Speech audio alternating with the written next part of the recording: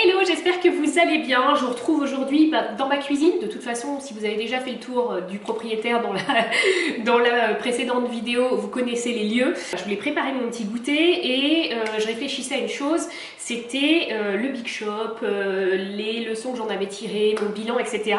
Et je me suis dit que ce serait sympa de faire une vidéo dessus. Mon souci, c'est toujours la même chose, c'est le temps, l'organisation avec les enfants, etc. Et du coup, je me suis dit, bah là, t'as du temps. Tu fais quoi là? Donc vas-y, fais-le en même temps. Voilà, donc excusez-moi si tout n'est pas bien, comment dire, dans l'ordre, etc. On fait une vidéo un peu freestyle. J'ai pas l'habitude de faire ça, mais bon, voilà. En ce moment, je change tout, alors je me dis, ouais, pourquoi pas, pourquoi pas.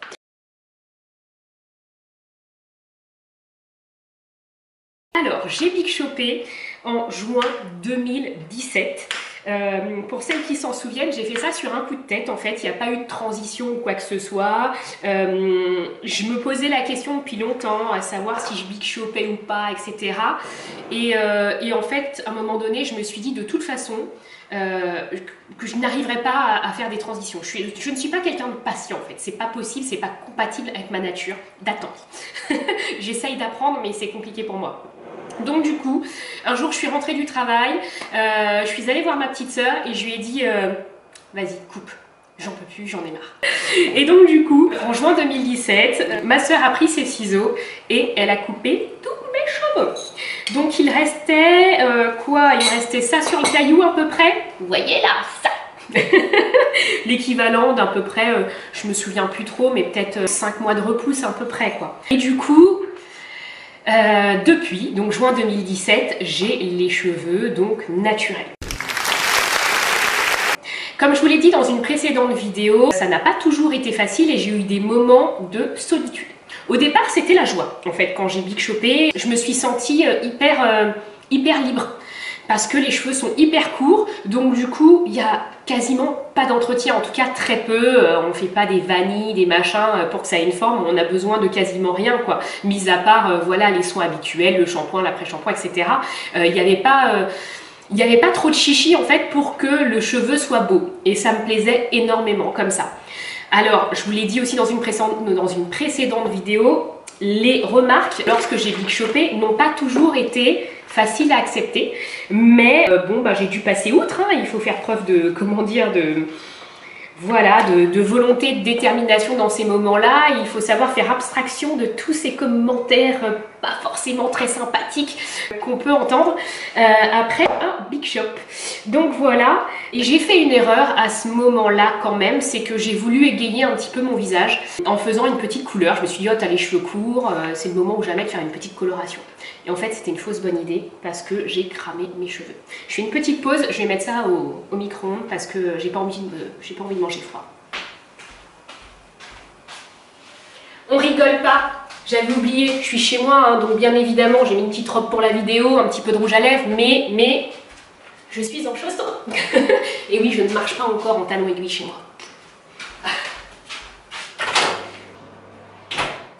Je suis de retour avec mon petit porridge, j'adore ça. Je vous disais donc que j'ai fait une coloration, que c'était pas la meilleure idée que j'ai eue parce que ça a cramé mes cheveux. Tout ça pour vous dire que en 3 ans, j'ai fait des erreurs et j'ai surtout appris parce que ces erreurs m'ont permis d'apprendre beaucoup de choses.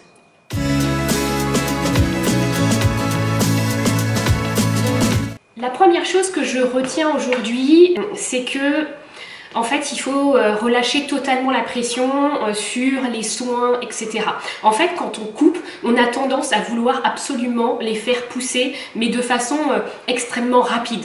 On croit au miracle, on regarde toutes les recettes possibles et inimaginables sur Internet. Combien de messages j'ai reçus de personnes qui me disaient comment je peux faire pour accélérer la pousse de mes cheveux ne poussent pas, etc. Et en fait, alors vous pouvez aider un petit peu, mettre 2-3 trucs, mais ils vont pas pousser de 3 ou 4 cm en un mois, c'est comme ça, malheureusement, enfin malheureusement non, c'est la nature, il y a un rythme, donc il faut le respecter. On peut aider, on peut, comment dire, faire en sorte que les choses se passent bien, éviter les chutes parce qu'on a fait de mauvaises manipulations, parce qu'on a utilisé de mauvais produits, etc. Mais le truc c'est que il faut être patient. Voilà, donc je vous disais tout à l'heure que j'étais pas patiente, mais si le Big Shop m'a appris une chose, c'est que voilà, t'as pas le choix avec tes cheveux, tu dois l'être.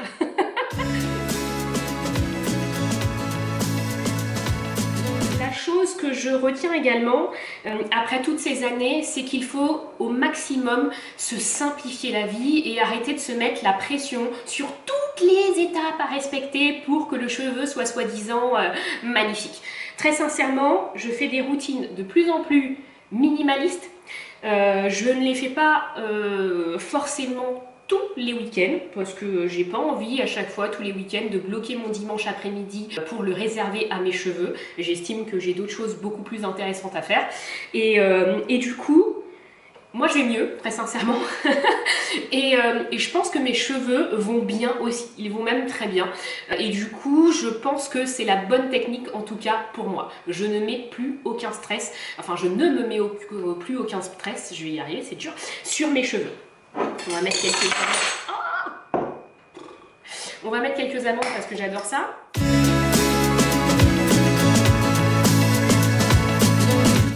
Autre chose que j'ai retenu aussi, c'est que plus on se met la pression sur la pousse ou autre chose, plus on observe ses cheveux au quotidien en se disant bon sang, quand est-ce qu'ils vont pousser là, ils étaient là hier, et plus franchement, on a l'impression qu'ils poussent pas. Donc très sincèrement, arrêtez de vous mettre la pression, laissez-les tranquilles, laissez-les vivre. Moi j'ai eu la sensation pendant un moment que moins je les manipulais, et je pense que c'est toujours d'ailleurs d'actualité, et mieux ils se portaient. Parce qu'on a des cheveux qu'il faut arrêter de torturer. Une fois, j'ai rigolé d'ailleurs, parce qu'il y a une personne qui m'a mis dans une vidéo pourquoi tu te démêles pas les cheveux, tes cheveux ils sont emmêlés. Et je lui ai dit mais non, mes cheveux ils sont pas emmêlés, ils sont crépus, je pourrais les démêler matin, midi et soir, ils reviendront crépus. Et là sa réponse m'a fait sourire, elle m'a dit c'est peut-être pour ça que mes cheveux se cassent alors. Eh ben oui, plus on manipule nos cheveux, on a des cheveux qui sont fragiles et plus ils vont casser. Donc, plus on leur fout la paix. Il y en a beaucoup qui m'ont dit, ben moi j'ai une perruque et voilà, quand j'en ai marre, je la mets. Et ben voilà, il faut, je pense aussi de temps en temps ne pas mettre sa perruque parce qu'on en a marre, mais tout simplement pour foutre la paix, pardon du mot, mais pour laisser nos cheveux tranquilles. Voilà, à un moment donné, il faut arrêter de les vouloir parfaits.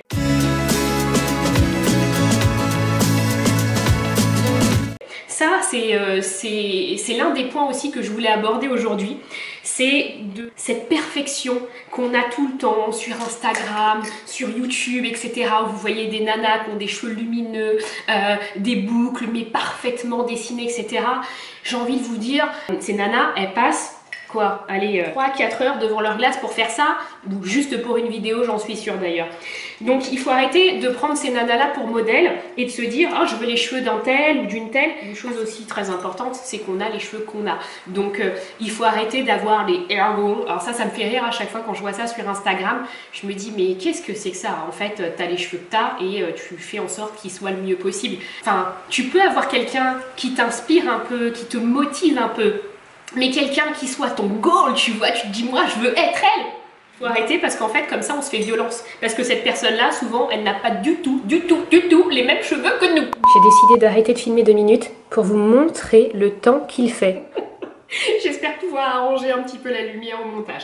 Bref, je vous disais qu'il fallait aussi arrêter de se mettre la pression pour avoir des cheveux sublimes, comme on peut le voir partout. Moi, franchement, maintenant, et c'est maintenant que je me sens le mieux, j'ai arrêté de vouloir de la perfection et je m'en fous. Parfois, je sors, ils sont loin d'être parfaits, c'est super bien, comment dire, frisé d'un côté et pas de l'autre, où il y a toujours, enfin voilà, parfois il y a des trucs qui vont pas parce qu'on a pris la pluie, parce que moi c'est souvent devant là. Je vais mettre un truc jusqu'ici pour me cacher de la pluie. Souvent c'est mon écharpe parce que j'ai rarement mon parapluie sur moi, je l'oublie tout le temps. Et finalement vous allez avoir le dessus là qui va finir par être tout crépus parce que j'aurais pris la pluie dessus. Et ben franchement je m'en fiche.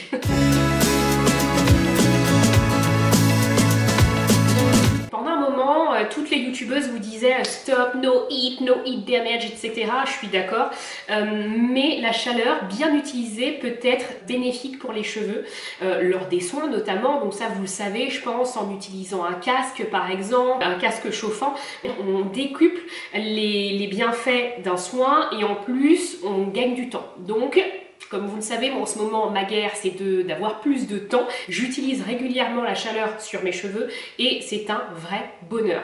Autre chose aussi, j'utilise souvent la chaleur pour allonger un petit peu mes twists.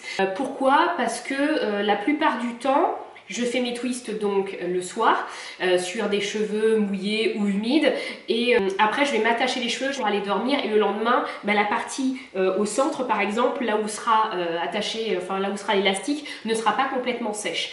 Donc ça permet de finaliser le séchage et ça permet aussi voilà d'allonger un petit peu le cheveu pour éviter qu'il soit comme ça le lendemain. Les cheveux, je passe un coup rapide comme ça en tirant sur les twists et c'est très vite fait et ça leur fait pas de mal aux cheveux. Faut arrêter. Je crois que cette vidéo touche à sa fin, voilà, et j'espère qu'elle vous aura plu. N'hésitez pas à me laisser en commentaire quelles sont les leçons que vous avez tirées de votre Big Shop, de votre passage au naturel. Comme ça aidera certainement des sœurs, des cousines. Sur ce, je vous embrasse, mes enfants ne vont pas tarder à arriver et je dois aller chercher Mini Doudou. Gros bisous.